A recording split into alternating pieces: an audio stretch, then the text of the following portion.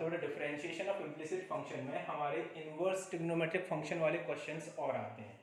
जैसे कि ये हमारा y equal to tan inverse 3x minus x cube upon 1 minus 3x square. अब अगर इस तरीके के क्वेश्चंस को हमें डिफरेंशिएट करना है तो डिफरेंशिएशन करने के लिए या तो अगर हम डायरेक्टली करें कि भाई यहीं पे हम dy ओवर dx अप्लाई कर दें और चेन रूल अप्लाई करें। इसमें चेन रूल में यानी कि हमने फॉर्मूला अप्लाई किया कि tan इनवर्स x का 1 upon 1 plus x square and then फिर हम इसको डिफरेंशिएट करेंगे। इसको डिफरेंशिएट करेंगे तो हमें फिर quotient formula quotient rule apply करना पड़ेगा और देन सॉल्व करना पड़ेगा, तो क्वेश्चन काफ़ी ज़्यादा लेंदी हो जाएगा। इस तरह से जितने भी क्वेश्चंस आएंगे तो हमें हमेशा ध्यान देना है कि ये पर्टिकुलर थिंग किसी ना किसी एक फॉर्मूले को रिप्रेजेंट कर रही होगी। ट्रिग्नोमेट्री का कोई ना कोई एक फॉर्मूला इस पर्टिकुलर इक्वेशन से फॉर्म हो रहा होगा। जैसे कि इस क्वेश्चन में हम बात करें, हम यहाँ पे अगर सपोज कर लेते हैं कि let x is equal to tan theta. इस क्वेश्चन में हमने मान लिया कि let x is equal to tan theta और यहाँ पे हम इसको सब्स्टिट्यूट करते हैं तो क्या हो जाएगा y is equal to tan inverse x के प्लेस पे tan थीटा पुट करेंगे तो 3 tan theta minus tan cube theta upon 1 minus 3 tan square theta. क्या हो जाएगा 3 tan theta minus tan cube theta upon 1 minus 3 tan square theta. और ये जो है ये फॉर्मूला बन जाएगा हमारा tan 3 थीटा का। किसका फॉर्मूला बन जाएगा ये tan 3 थीटा का। और tan इनवर्स tan 3 थीटा कितना रह जाएगा हमारा 3 थीटा। y की वैल्यू आ गई हमारी 3 थीटा। x इक्वल टू क्या सपोज किया था हमने tan theta. x equal to अगर tan थीटा है तो थीटा की वैल्यू क्या हो गई tan इनवर्स x। तो y is equal to 3 tan inverse x। और अब हमें इसको डिफरेंशिएट करना है यानी कि ये जो tan inverse 3x minus x cube upon 1 minus 3x square ये पर्टिकुलर वैल्यू हमारी क्या आ गई 3 tan इनवर्स x। तो इसका डिफरेंशिएशन हो जाएगा dy over dx is equal to 3 tan inverse x का 1 अपॉन 1 प्लस एक्स स्क्वायर। और ये हमारा क्या आ जाएगा आंसर आ जाएगा। ये हमारी बुक का क्वेश्चन है, क्वेश्चन नंबर 10 एक्सरसाइज 5.3। एक्सरसाइज 5.3 का क्वेश्चन नंबर 10 है जो हमने सॉल्व किया है। सिमिलरली अगर हम एक और क्वेश्चन लेके चल रहे हैं, हमने आपसे बोला कि y equal to cos inverse 1 minus x square upon 1 plus x square 1 minus x square upon 1 plus x square. अगर इस फंक्शन को हमें डिफरेंशिएट करना है तो अगेन फिर हम देखें कि ये वाला फॉर्मूला हमारा कॉस के टर्म में क्या बन जाएगा। यहाँ पे हमारा tan आ रहा था तो हमने tan के टर्म में देखा, यहाँ पे हम cos के टर्म में तो हमने फिर से सपोज किया कि let x is equal to tan theta. x की वैल्यू क्या मानते हैं tan थीटा। तो y equal to cos inverse 1 minus tan square theta upon 1 plus tan square theta. y equal to cos inverse 1 minus tan square theta upon 1 plus tan square theta and ये जो है convert हो जाएगा cos 2 theta. किसका formula है हमारा cos 2 theta का। ये cos 2 थीटा का फॉर्मूला cos इनवर्स से cos कैंसिल होकर कितना आ जाएगा हमारा 2 थीटा। यानी कि y इक्वल टू फिर से x इक्वल टू का tan थीटा माना था तो थीटा की वैल्यू क्या हो जाएगी हमारी tan इनवर्स x। तो y इक्वल टू आ गया हमारा 2 tan इनवर्स x। तो इसका डिफरेंशिएशन करेंगे तो dy over dx is equal to 2 tan inverse x का 1 अपॉन 1 प्लस एक्स स्क्वायर। तो बेसिकली हमें देखना क्या है, हमें ये देखना है कि इनवर्स फंक्शन के बाद जो ब्रैकेट में हमारी वैल्यू बन रही है वो किस तरीके से कोई एक फॉर्मूले में कन्वर्ट हो जाए जिससे कि हम उसको सॉल्व कर पाए। ये हमारा बेसिक नीड है। अगर ये हमें पता चल जाएगा तो उसके अकॉर्डिंग हम सॉल्व कर लेंगे। अब जरा नेक्स्ट क्वेश्चन और देखते हैं हम। तो नेक्स्ट क्वेश्चन हमारा क्या है y equal to sine inverse 2x under root 1 minus x square. अब इस पर्टिकुलर क्वेश्चन को सॉल्व करने के लिए ये वैल्यू हमारी किसी एक ट्रिग्नोमेट्रिक फॉर्मूले में कन्वर्ट होनी चाहिए in term of sine, sine के टर्म में।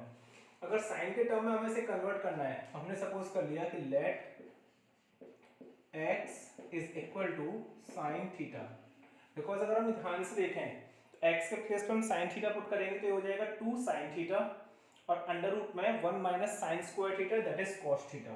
तो ये हमारा फॉर्मूला बन जाएगा साइन 2 थीटा का, यानी sine inverse 2 sine theta under root में 1 माइनस साइन स्क्वायर थीटा। ये हो जाएगा हमारा साइन इनवर्स 2 साइन थीटा और 1 माइनस साइन स्क्वायर थीटा क्या हो जाएगा कॉस स्क्वायर थीटा यानी कि कॉस थीटा। तो ये sine inverse sine 2 theta, sine inverse से साइन कैंसिल होकर क्या आ जाएगा 2 थीटा। x इक्वल टू क्या सपोज किया हमने साइन थीटा, तो थीटा की वैल्यू साइन इनवर्स x, फिर क्या हो गया 2 साइन इनवर्स x। अब इसको हम डिफरेंशिएट करते हैं, dy over dx is equal to 2 sine inverse x का डिफरेंशिएशन 1 अपॉन अंडर रूट में 1 माइनस एक्स स्क्वायर। तो हमारा आंसर क्या आ जाएगा dy over dx 2 1 upon under root में 1 माइनस एक्स स्क्वायर। ये इस पर्टिकुलर फंक्शन का डिफरेंशिएशन। हमेशा ध्यान रखिए कि इनवर्स फंक्शन अगर हमारा है इनवर्स ट्रिग्नोमेट्रिक फंक्शन, तो ये पर्टिकुलर जो वैल्यू है किसी ना किसी फॉर्मूले के थ्रू कन्वर्ट होकर ये सॉल्व होगी। बस वही फॉर्मूला हमें देखना है कि क्या हमारा फॉर्मूला बन रहा है जिससे हम इसको सॉल्व कर पा रहे हैं। एक इंटरेस्टिंग क्वेश्चन देखिए, ये नोट कर लीजिए। नेक्स्ट क्वेश्चन देखिए, वो हमारे एग्जाम्स में आया हुआ है, वो क्वेश्चन हमारे एग्जाम में आया हुआ है, थोड़ा हमें ध्यान भी लगाना है उसमें कि y equal to sine inverse 6x minus 4 under root में 1 minus 4x square upon 5। Sine inverse 6x minus 4 under root में 1 माइनस 4x स्क्वायर अपॉन 5। अब ऐसे क्वेश्चंस जितने भी होंगे उनको हमें ध्यान से देखना है कि किस तरीके से इसको हम कन्वर्ट करें। हमने इसको ब्रेक किया कुछ इस तरीके से, साइन इनवर्स देखिए यहाँ 4x स्क्वायर बन रहा है, तो यानी कि इसको हमने ब्रेक किया 3 अपॉन 5 इंटू 2x।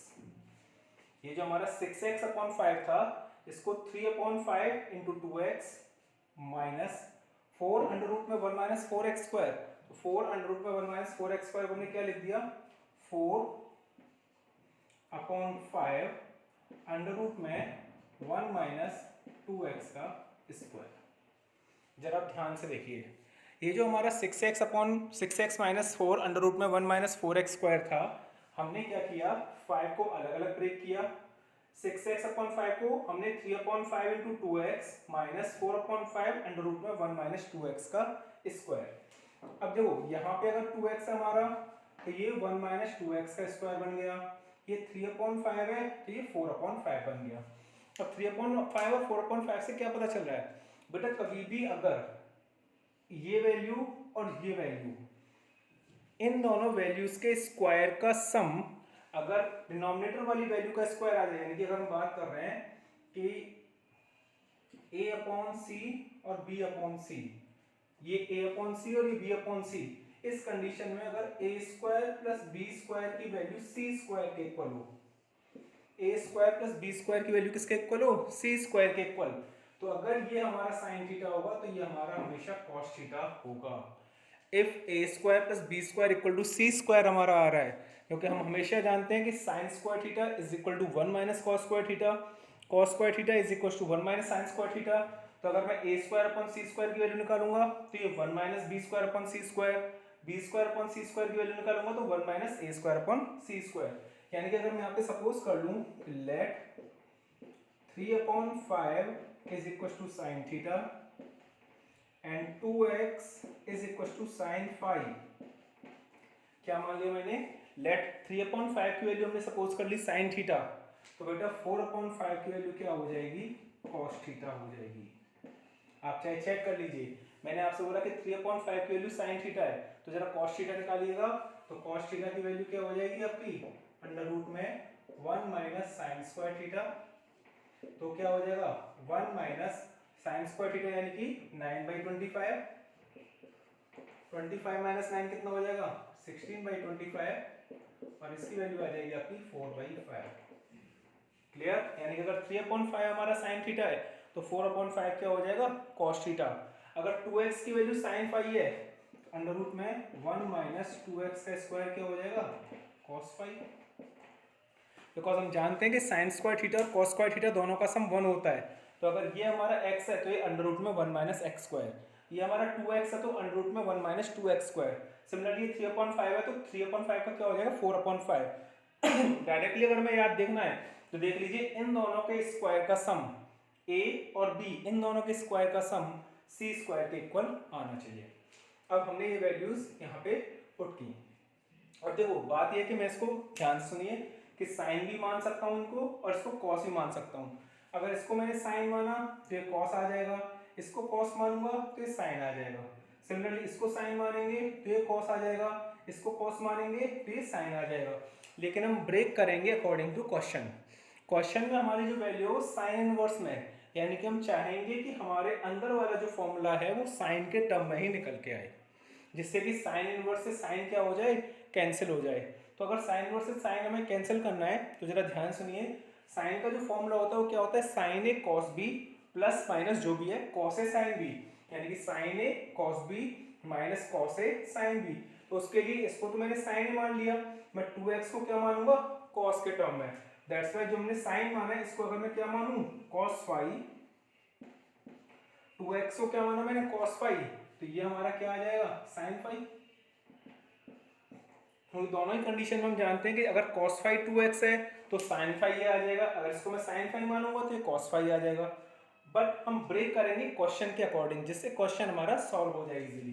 तो यहाँ क्या आ जाएगा, y equal to sine inverse 3/5 को लिखा हमने साइन थीटा, तो बेटा 2x की वैल्यू क्या है, cos फाई माइनस 4/5 की वैल्यू cos थीटा, तो इसकी वैल्यू क्या हो जाएगी, साइन फाई। तो फॉर्मूला क्या बन गया हमारा, sign A cos B minus cos A sine B. किसका फॉर्मूला होता है ये, साइन ए माइनस बी का, तो साइन थीटा माइनस फाई। फिर साइन इनवर्स से साइन कैंसिल होकर कितना आ जाएगा हमारा, थीटा माइनस फाई, वाई की वैल्यू, तो वाई इक्वल टू थीटा, बेटा 3/5 को साइन थीटा माना आपने, तो थीटा की वैल्यू क्या आ जाएगी, sign inverse 3/5 minus phi, 2x को आपने cos फाई माना तो फाई की वैल्यू cos इनवर्स 2x। अब हम बात कर रहे हैं इसके डिफरेंशिएशन की, तो इसको हमने डिफरेंशिएट किया तो dy over dx is equal to sine inverse 3/5, differentiation करेंगे तो 0, बिकॉज साइन इनवर्स 3/5 हमारी कांस्टेंट वैल्यू है, तो इसका डिफरेंशिएशन कितना आ जाएगा, 0 माइनस cos इनवर्स 2x, तो cos इनवर्स x का डिफरेंशिएशन माइनस 1/√ में 1 माइनस एक्स स्क्वायर, क्या होता है, माइनस 1/√ में 1 माइनस एक्स स्क्वायर। और अब 2x को डिफरेंशिएट करेंगे तो 2x का डिफरेंशिएशन क्या हो जाएगा हमारा, 2, तो ये finally minus minus plus 2/√ 1 minus 4x square. तो कभी भी कोई क्वेश्चन हमारा आ रहा है इनवर्स के टर्म में और अंदर कोई भी फंक्शन है तो आप डायरेक्टली सॉल्व नहीं करेंगे, हमेशा ध्यान देंगे कि x की वैल्यू हम क्या सब्स्टिट्यूट करें जिससे कि ये हमारे पर्टिकुलर फॉर्मूले में चेंज हो जाए, फिर उसके बाद उसको हम सॉल्व कर पाए। हमेशा के लिए ध्यान रखना है आपको, इसको नोट करिए। और नेक्स्ट हम देखेंगे डिफरेंशिएशन ऑफ लॉगरिथमिक फंक्शन। ये हमारे इम्प्लिसिट फंक्शन का डिफरेंशिएशन हो गया, नेक्स्ट आएगा हमारा लॉगरिथमिक फंक्शन का डिफरेंशिएशन। थैंक यू बेटा।